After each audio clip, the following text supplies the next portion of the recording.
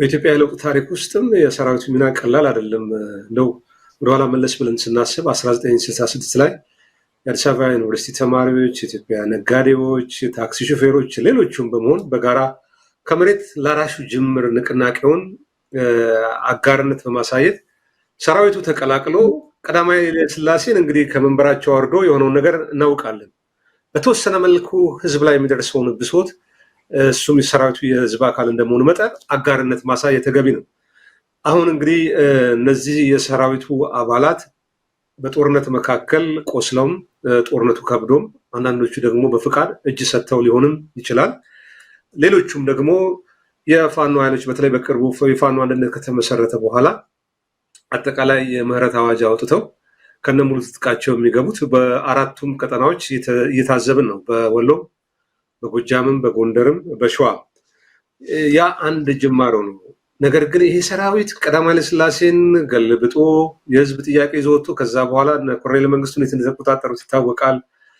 በህወሓት ኢህአዴግ ስልጣን ከተቆጣጠረ በኋላም በተወሰነ መልኩ አንዳንድ የአማራ እንግዲህ እነሱ የኢትዮጵያ ጀነራሎች ናቸው። የአማራና የኦሮሞ ተወላጆች የዛሬን ያድርገውና እነ ጀነራል ተፈራ እነ ጀነራል ገማል ከልቾ የመሳሰሉት ውስጥ ለውስጥ በመገናኘት የህዝብ ድምፅ ለመሆን አንዳንድ እንቅስቃሴዎች ጀምረው አልሳካ ሲል ወደ ኤርትራ እንደገቡም ይታወሳል። ይሄ የቅርብ ጊዜ ታሪክ ነው። ሰራዊት ውስጥ የራሱ ቁጭት አለ፣ እልህ አለ፣ የህዝብ ጥያቄ እኛም ጥያቄ ነው የሚል ነገር አለ። አሁንም እንዲህ አይነት ነገር መነሳት አለበት። የአሁኑ ሰራዊት የተለየ ነው። ከብዙ አቅጣጫ መታዘብ መመልከት ይቻላል። በኦሮሚያም በአማራ ክልል ውጊያ የተዳረገ ነው። የትግራዩን እንግዲህ እንቋጭው ለጊዜው እዚህ ውስጥ አናስገባው። አሁን በአማራ ክልል በሚካሄደው ውጊያ ላይ ሰራዊቱ በቀጥታ በሚፈጸሙ ዘግናኝ ወንጀሎች ስሙ እየጠፋ ነው። ብዙ ንጹሃን ዜጎች ተገለዋል። በከባድ መሳሪያ በድሮን አየር ኃይሉን ኮምፓሱን የሚዘውረው አየር ኃይልም በዚህ ተጠያቂ ነው። ሄሊኮፕተሩን የሚያበረው ሚጉንም የሚያበረው በገዛ ወገኖቹ ላይ በሚጥለው በትምህርት ቤቶች ድሮን ተጥለዋል። ሆስፒታሎች ብዙ ንብረት ወድመዋል። ብዙ ተማሪዎች ከትምህርት ገበታ ውጭ ሆነዋል። ይሄ ሰራዊት ህዝባዊ አጋርነቱን ቢያሳይ አማራ ክልል የተነሳው ጥያቄ በጦር ኃይል ወይም በጦር መሳሪያ መፍታት አይቻልም የሚለውን ምክር ቀደም ብሎ ብልጽግና ቢሰማ ኖሮ እዚህ ደረጃ እንደርስም ነበር። ሰራዊቱን በተወሰነ መልኩ ይህንን አቋም ቢይዝ መልካም ነው። አሁንም አልረፈደም ብለን እናስባለን። ይሄ ሰራዊት የቆመለት ዓላማ ማሰልጠኛ ገብቶ ሰልጥኖ ሲወጣ ተንበርክኮ የኢትዮጵያን ሰንደቅ ዓላማ ይዞ ከአንቺ በፊት ያደርገኝ ብሎ ለህዝቦቿ ጥቅምና ደህንነት ለሀገር ሉዓላዊነት እሰዋለሁ ነው የሚለው። በገዛ ህዝቤ ላይ ተኩሳለሁ፣ በተቆጣጠርኩበት ቦታ ላይ የአርሶ አደሩን ንብረት አውድማለሁ። ብዙ ሴቶች ተደፍረዋል። ይህ ሰራዊቱ ስሙ ጎድፏል። የተመዘገቡ ከ5000 በላይ ነው በአማራ ክልል የተደፈሩ ሴቶች በመንግስት የጸጥታ ኃይሎች።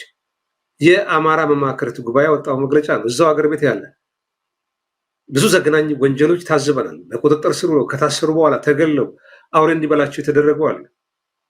በበቀል የገባበት ምክንያት ምንድን ነው? ሁሉንም ሰራዊት በአንድ ከረጢት ውስጥ ማስገባት አያስፈልግም። አብዛኛው ምስኪኑ፣ እግረኛው፣ የበታችሁ፣ የመካከለኛው ህዝባዊ ደጀንነቱን በምን ሊያረጋግጥ ይችላል? በጎጥ ይህ ሰራዊት መሳብ የለበትም። በተለይ አሁን አንዳንድ ቦታ ላይ እንደምንሰማው የመመሪያ ጠቅላላ በሰራዊት ውስጥ የሚገኘውን የመመሪያ ኃላፊነትን በአንድ ብሔር በቁጥጥር ስር አውለው ኮፒ ፔስት ማለት ነው። ህወሓት እንዳደረገው ቀደም ሲል በህወሓት ጊዜ አብዛኛው በህወሓት ትግል ውስጥ የነበሩ የጎሪላ ታጣቂዎች ከዛ ዩኒፎርም ለብሰው ጀነራል፣ ኮሎኔል፣ ሻለቃ፣ ሻምበል እየተባሉ የመጡበት ሁኔታ ተፈጥሮ ነበር።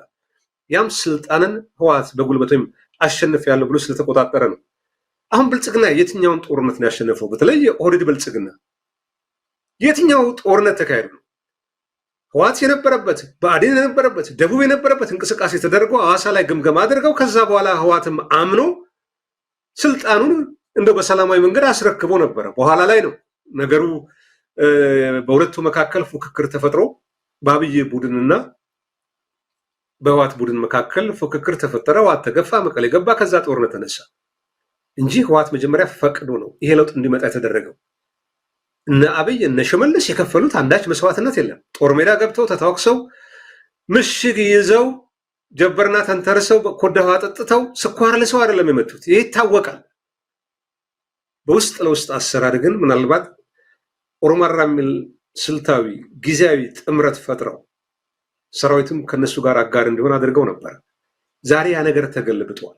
አንዳንዶች ለብሔራቸው ለጎሳቸው ቀርበው ነው። አንዳንዶች ጥቂቶቹ ደግሞ ቢሊዮነር ሆነዋል። ዋና ዋና ጀነራሎች፣ ጥቂት ኮሎኔሎች፣ አዲስ አበባ ዋና ዋና መምሪያ ላይ ያሉት ቢሊዮነር ሆነዋል በአንድ ጀንበር። እነዚህ ጀነራሎች ስለዚህ ቢጠሯቸው አይሰሙም። ለልጆቻቸው ሰር ከ300 ሚሊዮን ብር በላይ የሚያወጡ ጀነራሎች ተፈጥረዋል። የጦር አዛዦች መጥተዋል። ስለዚህ ጠቅላይ ሚኒስትሩ አብይ የሚሰጡን ትዕዛዝ ለመፈጸም ወደኋላ ነው። እነሱ ግን ከማለ ከተማው ከ4 ኪሎ ወይም ከ5 ኪሎ አምባሳደር አካባቢ ከሚገኘ መከላከያ መስሪያ ቤት ፈቀቅ ያለ ወይ ጦር ኃይሎች አካባቢ ካለ አዲስ አበባ አይወጡም። መሬት ላይ አይዋጉም። መሬት ላይ የሚዋጉትማ ይሄው እንደ ሻለቃ እንደ ሻምበል ጌትነት አይነቱ ቆስለው የተያዙት 95ኛ ክፍለ ጦር አዛዥ የነበሩት ያሳዝናል። 28 ዓመት በሀገር መከላከያ ሰራዊት ውስጥ የቆዩ ናቸው። እንግዲህ ቤተሰብ ይኖራቸዋል። ምናልባት ፋኖቹ በጥሩ አያያዝዘው ወደፊት ከቤተሰቦቻቸው ጋር ይቀላቀላሉ ብለን ተስፋ እናደርጋለን። የፋኖ ትግል ካመኑበት ደግሞ አንዱ አካል ሆነው በማሰልጠንም ስልት በማሳየትም የራሳቸውን ታሪካዊ ኃላፊነት ይወጣሉ ብለን እናስባለን። እንዲህ አይነት ምስኪኖቹ እሳቱ ላይ ይጣዳሉ። ጥቂቶቹ ደግሞ አዲስ አበባ ላይ ቪላ ቤት ሰርተው ልጆቻቸውን አውሮፓና አሜሪካ እያስተማሩ የመንግስት መገናኛ ብዙሃን ላይ ቀርበው ዲስኩር ያሰማሉ። ፋኖን አከርካሪውን ሰብረነዋል፣ ኦላ ጠፍቷል፣ ህዋት አክትሞላታል፣ ይሄ የሀገር መከላከያ ሰራዊት በባንዳና በባዕድ ማንም ሊያመክነው አይችልም፣ መዝሙር ይዘመርለታል። በዚህ ሰራዊት አትነግዱ። የፊታቸው መልክ ገጽታቸው ይናገራል። እንግዲህ ምናልባት ከዚህ ቀደም ሜጀር ጀነራል ጥሩዬ እንደተናገሩት ይሄ ሰራዊት ተንገላታ፣ በኢትዮጵያ ፖለቲከኞች ችግር ምክንያት ተወርዋሪ ሆነ፣ ቤተሰቦቹን መጠየቅ አልቻለም። እንደው በሁለት በሶስት ወር አንድ ጊዜ ሻወር መውሰድ አልቻለም። ካልሲውን፣ ጫማውን፣ ዩኒፎርሙን መቀየር አልቻለም። ኢትዮጵያን ፖለቲካዊ ችግር ፖለቲካዊ መፍትሄ ሰጠውና ሰራዊቱም ይረፋሉ። ሰራዊቱ ስምም የለውም እኮ አሁን አማራ ክልል ሄዶ ቢሞት ለኢትዮጵያ ሲዋደቅ ሞት ይባላል ወይ? እንደው ስም የሌለው ሞት ሆነ እኮ። ከዚያድ ባሬ ጋር ሲዋጋ የሞተ ሰው ክብር አለው። እነ ሚሊሻ አሊ በርኬን እስካሁን እናነሳዋለን። በሶማሌ በዚያድ ባሬ ጦርነት ጊዜ ጀግኖች የተባሉ አገርን ድንበር ማስከበርም በሰሜኑ ጦርነት ብዙ ሰራዊት አባላት እንደ ጀግና ይቆጠሩ ነበር። ዛሬ በርስ በርስ ውጊያ የገዛ ህዝቡ ላይ ከባድ መሳሪያም ድሮንም ሌሎችም ከቱርክም ከኢዩ የሚገኙ መሳሪያዎችን ቤተሙከራ አድርገዋል። 4 ኪሎ 5 ኪሎ ላሉት ሰዎች እንደ ቪዲዮ ገም ሊሆን ይችላል። ግን ያለቀውን ሰው ባህል ስናስቀምጥ ስንቱ ቤት ነው የጨለመው? ስንቱ ቤት ነው የፈረሰው? ስንቱ ጎጆ ነው የተበተነው? ስንቱ ህፃናት ያለ ወላጅ ያለ አባት ያለ እናት ቀርተዋል። አንዳንዱ እኮ የአርበኞቹ የፋኖ አመራር ቤተሰቦች ሚስቶቻቸው፣ ልጆቻቸው፣ አባቶቻቸው የተያዙ የታሰሩ ነው። ከትላንት በስቲያም በዜና መልክ አቅርበናል። ይህንን ጥያቄ ሰራዊቱ ማንሳት አለበት። ትክክለኛ የሀገር መከላከያ ሰራዊት የኢትዮጵያ ሰራዊት እንድንለው በትግራይ ላይ ስም አለው ወይ? ሰራዊት እንደምናየው ነው። በነበረው ውጊያ የትግራይ ህዝብ የሚሰጠው ነገር አለ። በአማራ ክልል ስም አለው ወይ? የአማራ ክልል ህዝብ የኔ ሰራዊት ነው ይለዋል? አይለውም። በኦሮሚያ ክልል የኔ ሰራዊት ነው ይለዋል? አይለውም። ወዴት እየሄድን ነው? ይሄን ጠይቅ። ከ3000 ከ4000 ወይም ከ5000 በማትበልጥ ወርሃዊ ደሞዝ የምትማቅቀው አንተ የኢትዮጵያ እግረኛ ሰራዊት የገዛ ጓዶች በቁጥጥር ስር ከዋሉ በኋላ የሚያስተላልፉትን መልእክት አሰላስል፣ ሚዛን ላይ አስቀምጥ። ለማን ነው የምትሞተው? ለማን ነው የምትቆስለው? ለማን ነው የምትሰዋው? ለእኔ ነው? ለሌላው ኢትዮጵያዊ ነው? ያ ከሆነ የገዛ ወገን ላይ ለምን ተኩሳለህ? የአርሶ አደሩን ማሳ ለምን ታነዳለህ? ለምንድን ነው ቤቶች በዚህ ደረጃ በከባድ መሳሪያ የሚፈርሱት? በድሮን ጥቃት የሚጋለጡት?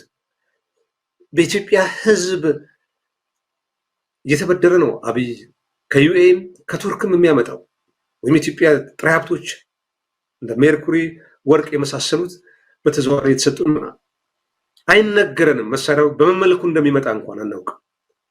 ከአዘርባይጃን ጋር ግዢ ለመፈጸም ሰሞኑን በጣም ይመላለሱ ነበር። የመሳሪያ እጥረት አለ። አገርን ለማበልጸግ አይደለም እኮ እዚህ የ8 ዓመቱን ሰራዊት ቁጭ ብለህ እስቲ አብይ ወደ ስልጣን መጣ። የቡራዩ ማሳከር በአዲስ አበባ ዙሪያ ተከሰተ። አንድም የተወሰደ እርምጃ የለም። ከዛ ቀጠለ። ኦሮሚያ፣ ደቡብ፣ ቤኒሻንጉል፣ ጋምቤላ፣ አፋር እያሉ የአፋር ሉዓላዊነት እኮ ተጥሷል። በጅቡቲ በድሮን ጥቃት የተገደሉ ሰዎች እንዳሉ እየተነገረ ነው። የአፋር የሰብአዊ መብት ተከራካሪዎች ከዛ ትግራይ፣ ከዛ አማራ፣ ከስፍራ ስፍራ ከቦታ ቦታ እየተለዋወጠ ጦርነቱ እንደ ሰደድ እሳት ነዶ ህዝብን እየለበለበ ነው። ጥቂቶች ግን አይነካቸውም።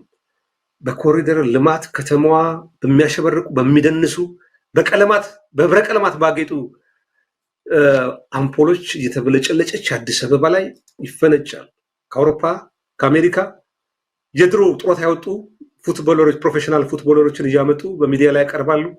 ቲክቶሮችን አምጥተው ኢትዮጵያ አዲስ አበባ ይሄን መሰለች።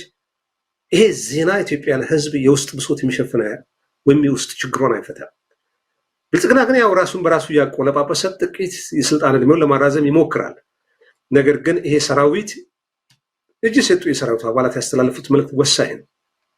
መስመራዊ መኮንኖችም ስሙ፣ ጥያቄ አንሱ፣ በዘር በብሔር በሃይማኖት እንዳትቧደኑ፣ ጊዜው የኛ ነው የሚሉ ጥቂቶች የሚነግሯችሁን ስብከት እንዳትቀበሉ። በተለይ የኦሮሞ ተወላጅ የሰራዊቱ አባላት አንድ ላይ በሰሜኑም በደቡቡም በምስራቁም የተሰዋው የገዛ ወገን ጋር ተመካከርና እንዲህ አይነት ጠቅላይ ሚኒስትር ህዝብ በረሃብ እያለቀ እየተፈናቀለ የዕለት ጉርሱን በማያገኝበት ማህበረሰብ ውስጥ የድሮን ቦምብ እየተገዛ ከሰማይ ወደ መሬት እየወረደ ነው። የትላንትናው የድሮን እልቂት በጃዊ ላይ ያያችሁት ነው። የገዛ ወገኖቻችን ያለቁት። ከነዛ መካከል የኢትዮጵያ ኦርቶዶክስ ቤተክርስቲያን 2 ካህናት ይገኛሉ። ህፃናት አሉበት። ገበያ መካከል የተጣለ ከዚህ ቀደም አውቶቡስ ተራ ላይ ተጥለዋል። ይሄ ነገር በወንጀል ተጠያቂነትን ያመጣል። ታዝዤ ነው የሚል ነገር አይሰራም። ያዘዘውም የታዘዘው የፍርድ ቀን ሲመጣ መቅረባቸው አይቀርም። ስለዚህ አይናችሁን ገልጣችሁ ጥያቄ አንሱ፣ ውስጥ ለውስጥ ተነጋገሩ።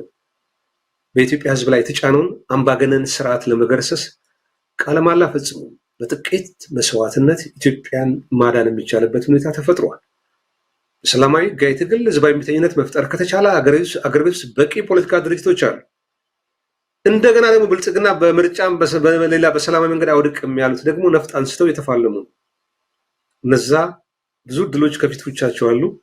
ብዙ ስትራቴጂዎች ነድፈው ምናልባት ከራሳቸው ማህበረሰብ ውጭ ሌላው አካል ሊደርስ ጥሪ ማድረግ ይገባል። ያ በቅርቡ ብዙ የምናያቸው ነገሮች ይኖራሉ። እንግዲህ በእኔ በኩል ያለኝ ሀሳብ ፋሲል ይሄ ነው።